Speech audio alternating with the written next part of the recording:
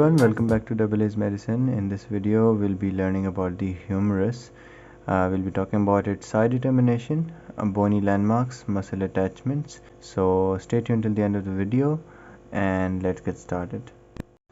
Now let's talk about the side determination of the humerus. Now humerus is the bone of the arm and it is the longest bone of upper limb. But how do we determine its side? So first of all, the easiest way to determine the side of the humerus is that first of all we need to distinguish between the proximal end and distal end. The proximal end will be rounded and you can't miss it really. The proximal end will be rounded and the distal end will be expanded. It will be triangular and it will also have the condyles of the humerus. The head of the humerus projects medially, upwards and backwards. So you can say the head projects medially to simplify it. Also, we see that the easiest way to determine the side of the humerus is to look at the medial epicondyle. So the medial epicondyle should always face towards the median plane. And as you can see here, the medial epicondyle can be distinguished from the lateral epicondyle because medial epicondyle protrudes out more as compared to the lateral epicondyle. The posterior aspect of the humerus can be distinguished from the anterior aspect because posterior aspect contains a single deep end impression called the olecranon fossa, while the anterior aspect contains two deep end impressions, the coronoid fossa right here and this is the radial fossa. The coronoid fossa is deeper, relatively deeper as compared to the radial fossa. That's about it for the side determination of the humerus. If we consider all of the points, so we can see that this is the humerus of the left side because the head is projecting medially and the anterior aspect of the humerus contains the coronoid fossa and the radial fossa, two deep end impressions, while the posterior aspect should contain only one deep end impression, the olecranon fossa. Plus the medial epicondyle should lie medially, it should project towards the median plane, towards the body, and the medial epicondyle can be distinguished easily from the lateral epicondyle because it is more palpable, it is protruding out more as compared to the lateral epicondyle. So that was it for the side determination. So if we talk about the humerus is the bone of the brachium or the arm and it is the longest bone of the upper limb. The humerus can be divided into three segments, and the proximal segment, which is rounded, the diaphysis or the shaft of the humerus, and we have a distal segment which is expanded and triangular and it is not as rounded as compared to the proximal segment. The humerus, if we talk about the proximal segment of the humerus, so the proximal segment contains the head of the humerus. This is called the head, and head of the humerus articulates with the glenoid cavity of the scapula to form the glenohumeral joint. The head is separated from rest of the shaft of the humerus by a neck right here. As you can see, this depression throughout the base of the head is called the anatomical neck. The epiphyseal line is present right here. This is the epiphyseal line. Epiphyseal line is also called the morphological neck. And the morphological neck in young contain the epiphyseal cartilage, which is important for the growth in length of the bone or the appositional growth of the bone. We also have just below the morphological neck, we have the surgical neck. So first we get the anatomical neck, then we get the morphological neck, and then we get the surgical neck of the humerus. Surgical neck separates the proximal extremity from the shaft of the humerus. Now the surgical neck is important because the fractures of surgical neck actually lead to the lesions in axillary nerve, and the posterior circumflex humeral vessels can also be damaged in the surgical neck, which I will discuss later. So more about the proximal end. We have two tuberosities on the proximal end, as you can see here. This is the greater tuberosity and this is the lesser tuberosity. The greater tuberosity lies lateral to the lesser tuberosity. Both of the tuberosities, they project downwards, and they enclose a groove. This groove is called the bicipital groove. As you can see, I can pass a pen through this groove. This is called the bicipital groove, and the bicipital groove has two lips. It has a lateral lip and a medial lip. The bicipital groove helps channel the long head of the biceps brachii tendon along with its synovial sheath. So the greater tuberosity is a mass of bone on the lateral aspect of the humerus, and it consists of an anterior aspect, a superior aspect, and a posterior aspect, or you can call it the greater area, the middle area, and the lower area. And the greater and the lesser tuberosities are important because they give attachment to these rotator cuff muscles of the shoulder joint. So that's it for the proximal end. Moving on to the shaft of the humerus, we see that the shaft of the humerus, in its upper segment it's rounded, lower segment it's flattened, and it is triangular. The proximal aspect of the shaft of the humerus contains the anterior border. The anterior border is rough in its upper portion and is smooth and rounded in its lower portion, and it has a lateral border right here, and this is the medial border of the shaft.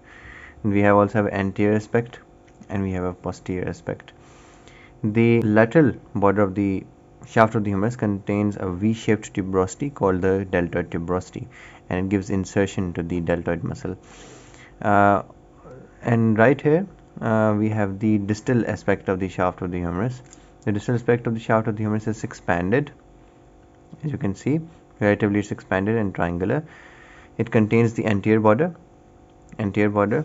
the lateral border, which is sharp to touch, and this is called the lateral supracondylar ridge. We also have the medial border. The medial border is called the medial supracondylar ridge. On the posterior aspect of the shaft, we get a spiraling groove, and you can see this is a spiraling groove on the posterior aspect of the shaft.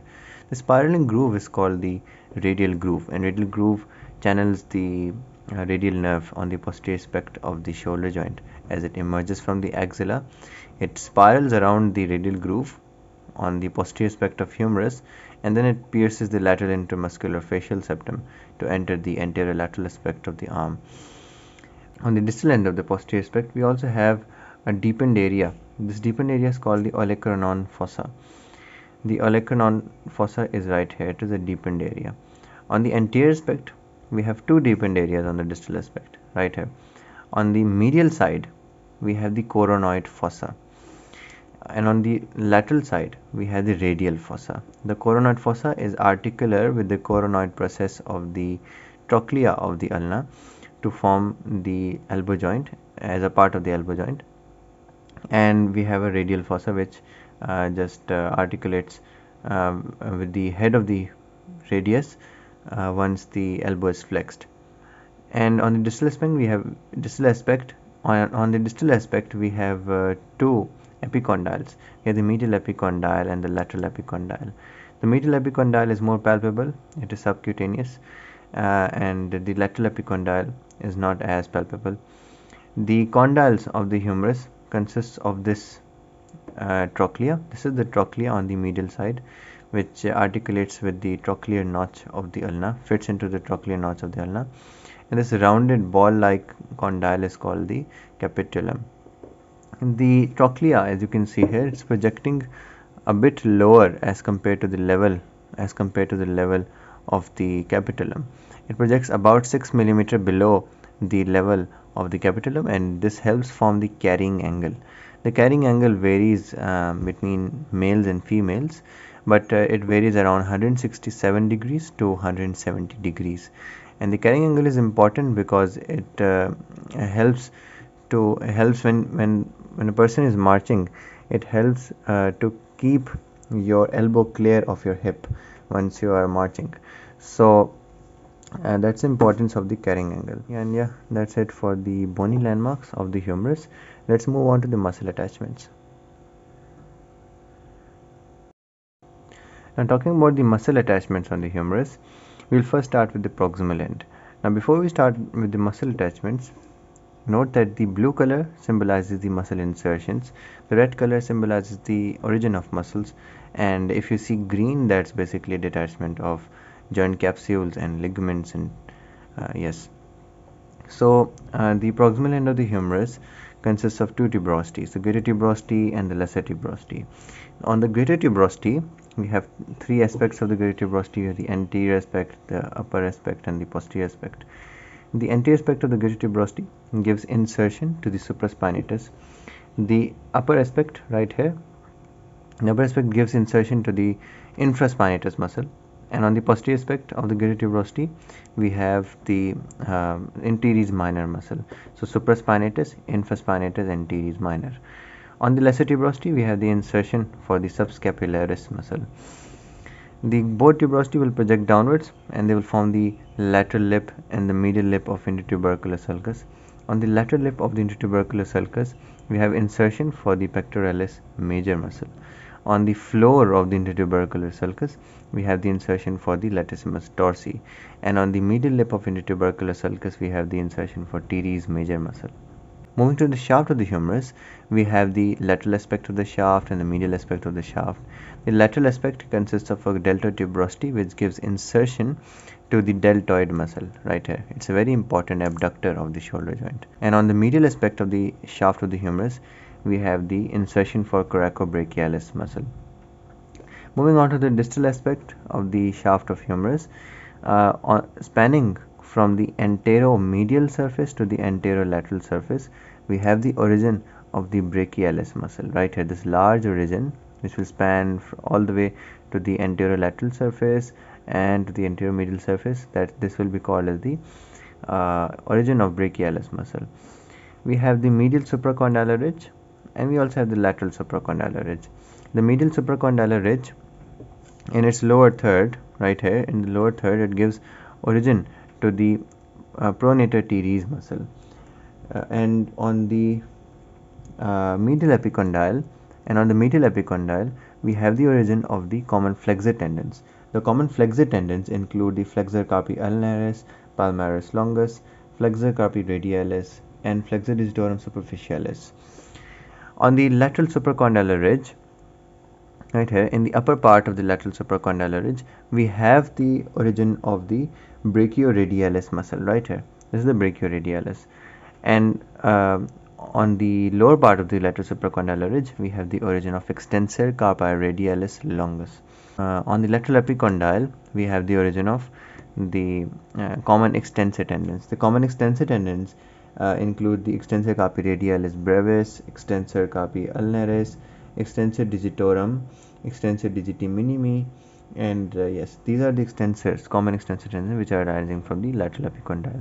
So the medial epicondyle contains the common flexors and the lateral epicondyle contains the common extensors.